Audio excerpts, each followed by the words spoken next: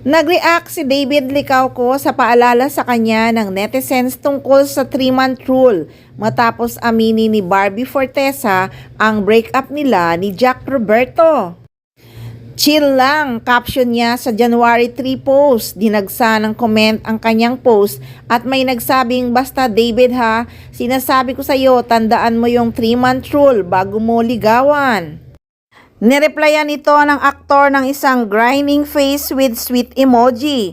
Sa 3-month rule, hindi mo na dapat pumasok sa bagong relasyon sa loob ng 3 buwan ang isang taong kakabreak lang.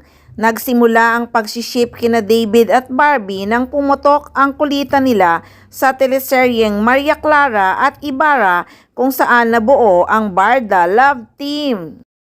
Noon pa man ay nagpapasabog na ng kilig at good vibes ang kapuso primetime princess na si Barbie Fortesa at ang pambansang ginoo na si David Licauco. Nag-viral nga noon ang video ng tambalang barda kung saan tinanong nila ang isa't isa, ang dalawa kung crush ka ba ng crush mo.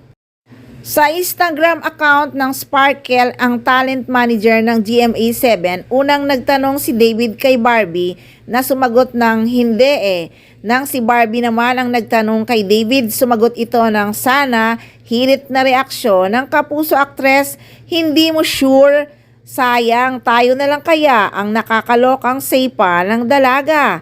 Kumasa naman sa kilig question ni Barbie ang hang actor at diretsong sumagot ng sige. Bigla ngang tumingin sa kamera noon si Barbie Fortesa na nandilat ang mga mata na tila nawindang sa sagot ng kanyang screen partner.